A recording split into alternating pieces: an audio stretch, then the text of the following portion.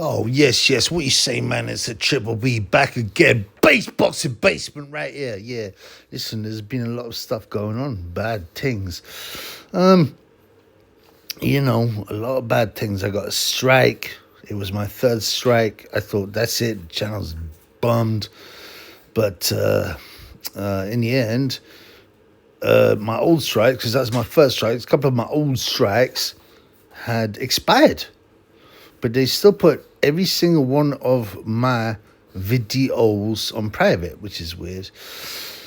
And then it looked like my subs are gone and all that, and I thought, forget it. That's it, man. It's all done, man. Forget about it. And there's a lot of stuff I was going through in real life, man. You can't believe this. I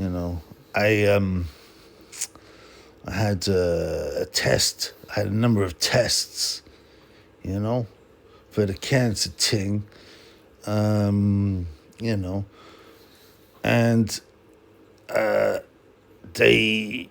had a blood test, right? I had a blood test. I had a batty test. All this kind of thing. The doctors pressing on my bellies.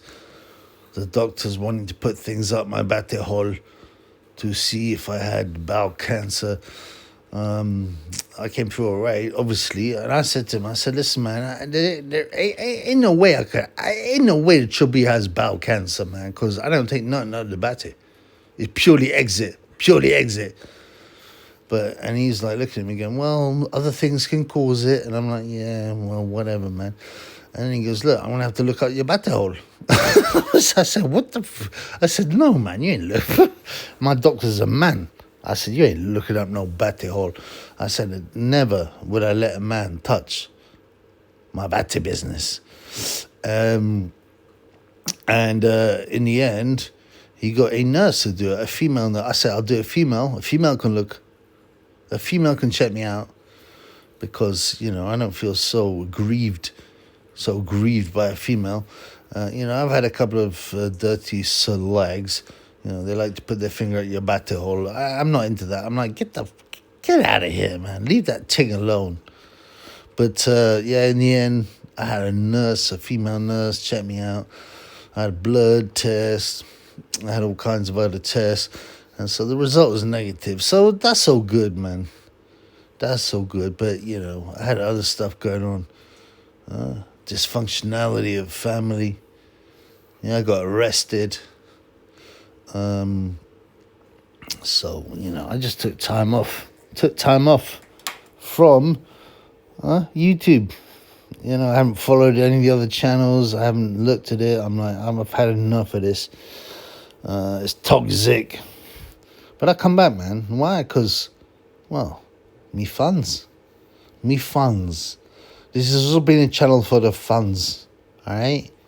It's not about me, it's about the funds. The funds are what make it. So I thought I got to come back. I owe it to the funds. I've had a lot of people give me messages, Michael Maloney and other people's saying, look, man, you got to get back, man. We miss you, the Black Quarter. So I'm like, all right, man, I come back. So I just thought I'd give a quick video on what's been going on in boxing. Yeah, so what's been going on in boxing? I've been away, like 4 months. What's been going on? Well, the main fight, I guess, was Tyson Fury with Alexander Usyk. I wasn't that excited for it. It was another unnecessary rematch. You have it all the time. I mean, look at Usyk. Last 4 fights. Twice against Tyson Fury. Twice fighting GayJ and beating them both. I thought it was quite close to the Fury fight. I thought he did better than GayJ. But ultimately, I've got no problem with the Usyk win. I actually thought at the time, yeah, maybe they'll give it to Fury. But, I'd eaten some cakes, some THC cakes. My head was all over the place. I can't even remember much. But at the time, I thought Tyson Fury might be able to edge it. But, it didn't happen. I'm a bit bored of Tyson. He can't get in shape. He can't get in shape. He's always comes in now with that flabby, disgusting physique. He looks old. Usyk looks a bit old, and I'd prefer him to retire. But money talks. Money talks. And also because he's from Ukraine, they pretty want to keep him up there as a figurehead. So, I remember watching and there was what else was on? Oh my God, Moses Itama, who I've rated and I called out when he was an amateur. He dusted up Dempsey McKeenan around, and I remember I said to my boy, I said he's going to do him in a round, and he did. I didn't put no money in it, so I'm a bit upset, but whatever, man. And then he had Ben Whittaker. Yeah.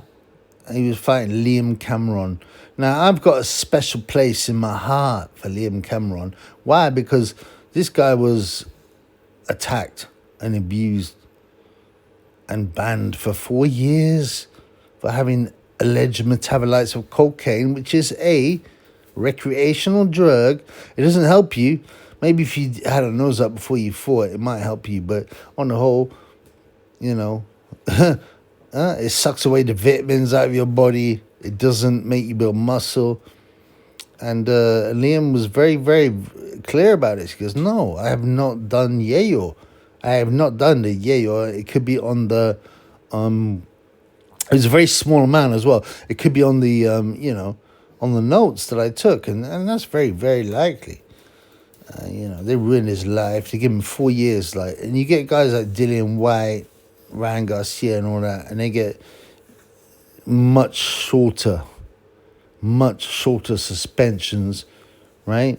Even though they've used PEDs, was Liam Cameron was just doing a yayo.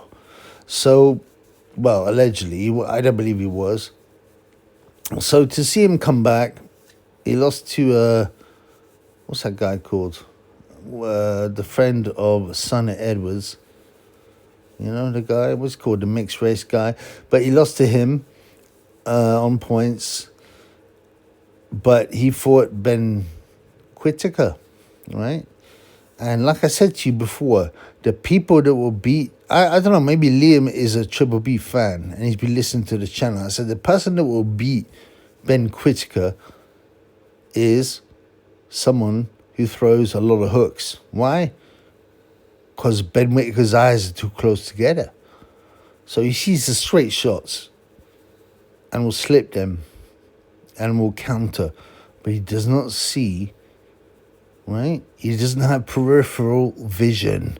So he does not see the hooks. And that's exactly what Liam did. He threw a lot of hooks. He bashed up Whittaker. Whittaker, he fell over the ropes and apparently hurt his leg, even though he didn't even land on his leg, And he was filmed by some fan, and he went nuts because this fan filmed him, and it seemed like he had no problems with his foot. So Whittaker quit. He's a bum. And I've told you before. He will. Leon Willings, whatever his name is, was hitting him hard. I said, this guy's going to get beaten up by someone who realizes that he can't see the peripheral shots coming and he'll get stopped. In the end, it was a draw. I mean, it was kind of stupid because he could have gone on. Everyone knows it. That's why his name is Ben Whittaker. Yeah, with his stupid afro. And he's crying, and he's been hiding. And Liam Cameron battered him. But he got a draw, which was unfair. He should have got the win. And now, obviously, Liam wants to get the rematch. But Ben Whittaker is not going to rematch him, man. It's too dangerous a fight. Liam's been signed by Matchroom. Well done, but he needs to... he's in his 30s. He needs to hurry up. But Whittaker knows that he's a danger, and he won't rematch him. As I said, I got no hatred for Whittaker. Like, I find him quite entertaining. Even if someone's an idiot, it's always interesting to have an entertaining guy. But I told you he'd get found out. I thought he got found out at a bigger level. I thought he'd get found out at a world level, but no, he got found out at a British level. Or even less than that, area level, because Leon Willings or Wilings also gave him a hard fight. So, it's interesting. Whittaker has been quiet. I don't think he will go for the rematch. But it's great to see Liam Cameron, who was desperately mistreated by the British Boxing Board of Control. And you know why it is? Because he's got no money. All right? If he was a rich fighter with a rich promoter behind him, they would say to the UCAD or whoever the drug testing agency is, and they said, listen, man, right?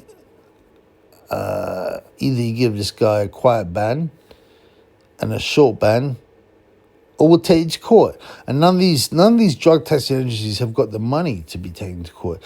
And that's why you get big name boxers getting off with very short sentences. But Liam Cameron ain't no big name. So they attacked him, even though he did yayo, a recreational drug. So it was great to see Liam. It's a shame he didn't get the win, which he deserved. But, what is it? Onwards and upwards. But obviously for him, he's got a short career left. He wants the rematch, but Ben Whittaker has not got the cojones. Yeah, and the other big fight that has gone past is Daniel Dubum vs. GayJ. Now, I mean, this was a great fight. Dubum shocked everyone by beating up Joshua. I thought, Dubois is too open to the overhand right, and Joshua had looked good in the last two fights with the overhand right from Riddick. I put a bet on Boatsy points, Hutchinson. I put a bet on Kokachi points. I put a bet on Josh Kelly points and Hamza Shiraz by stoppage. So all of them came true. All I was waiting for was Joshua to beat Dubois, and I really thought he would. I couldn't believe that, Dubois would be able to hang with GayJ. But, he battered him. Yeah, there was a point. I was watching in some bar, and there's a point, and he's like, I was going nuts, even though I really needed Joshua to win. I mean, it was like 250 quid win off a small bet, £10, I think, and I thought I should be rooting for GayJ, but I was laughing my ass off as Dubum was beating him up and down. But then in the fifth round, he come back. He hurt Dubum, and then Dubum landed some punch and laid out GayJ. GayJ looked like he was Ray Gun, Ray Gun, the break dancer from Australia. He fell up with his ass in the air, face down, ass up. And, I was buzzing. But to be honest, afterwards I was like, damn, I just lost 250 quid. 250 quid. So I was a bit gutted the next day. Because it's all about the money in the end. But upsets are good in boxing. They create excitement. And Daniel Dubois, well, I've never seen a guy come back from being such a bum, right? He got stopped by Big Joe Joyce.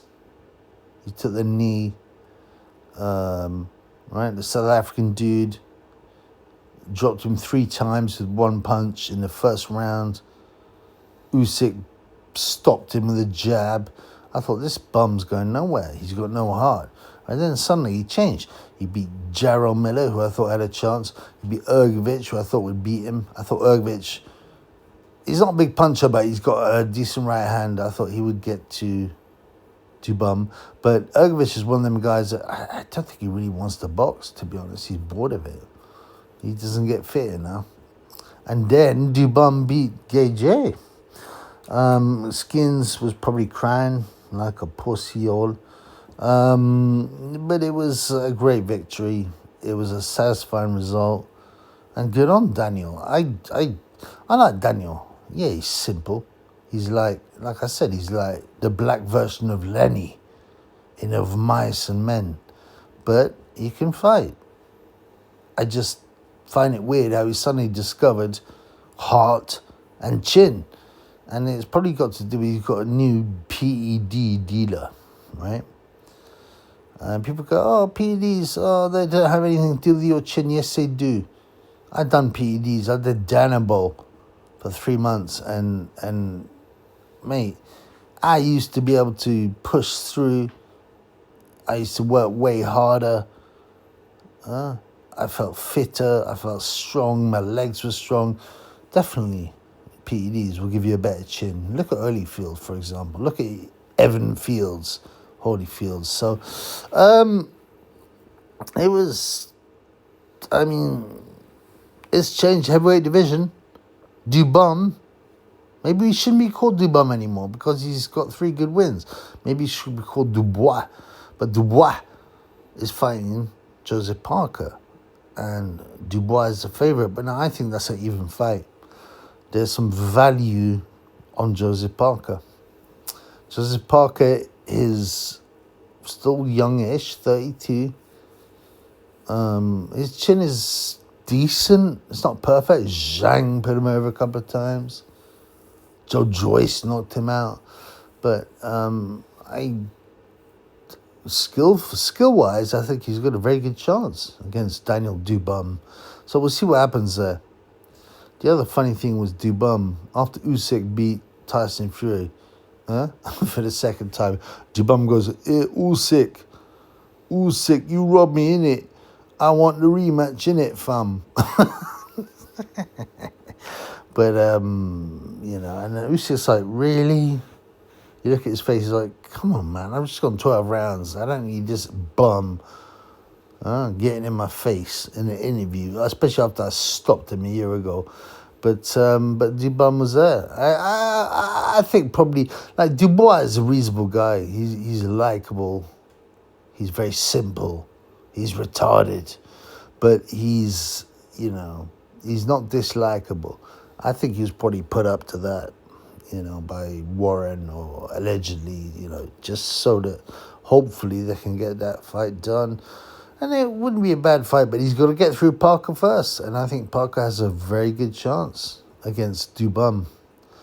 So, that's soon, and that's interesting.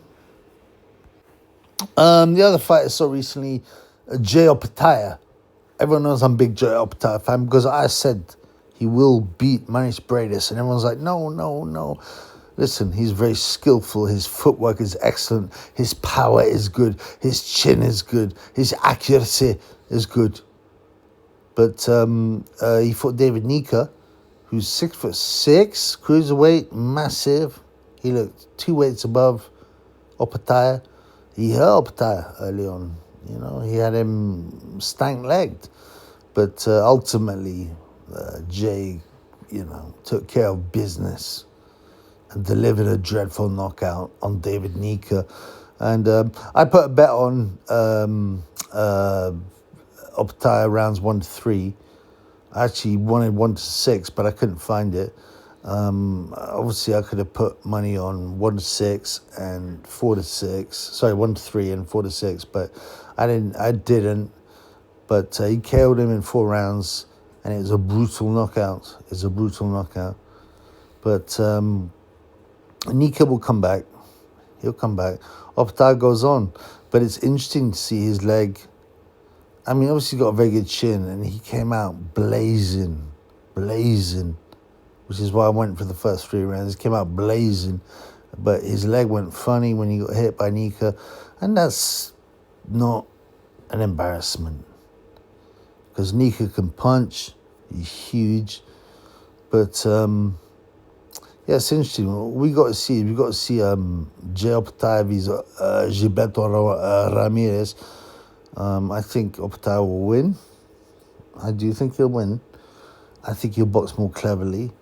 I think with Nika there was some beef, so he wanted to bang him out. But I think Opetaia will win. When you see that fight, then Opetaia needs to move up to heavyweight. He'll probably be about 230 pounds, but his footwork is good, his violence is good, his accuracy, the power.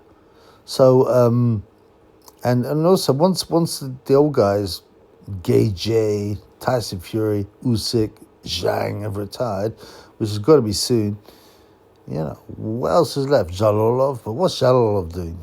There's Terra Mahona. Terra Mahona Jr. is a guy from the Cook Islands who represented Australia in the last Olympics. But, you know, the last guy he fought, I said, he was just going to do him in a round. Even though the guy was 11-2, I said he'll do him in a round. I could not find a price on it. He did do him in a round. So I didn't win no money. But, yeah, he seems a very likable guy. He's fun. He's always smiling. He can punch. He's very big. So, yeah, the future, Terramona, Opetaia, Jalolov. Let's see what happens, man. I'm bored of the old school. I'm going to see some new things, bruv. Moses Italma, allegedly 19. I mean, come on, blood. I ain't never seen a 19-year-old look like that. He look about 35. But it's not just that. Like, the way he talks. He's very cool-headed. You know, he's very serious. He talks like he's 35. He doesn't talk like a 19-year-old. 19-year-olds get excited. You know, they are juvenile. But Talma seems to have some kind of maturity. I mean, like I said, I'm still a little suspicious of his alleged 19-year-old age. And I'm sick of hearing about, oh, can he beat Tyson? I'm sick of that, man. I don't care no more. I'm bored of it. It's possible. It's possible. But, you know, Frank Warren knows he's got some gold in his hammer, so he's got to look after him. And Warren does not like to take risks, so I believe he will bring Italma along slower. Yeah, eventually he'll win the world heavyweight title. It might be 2, 3, 4 years, but yeah, I would expect Italma to win the world title when the old guard are gone.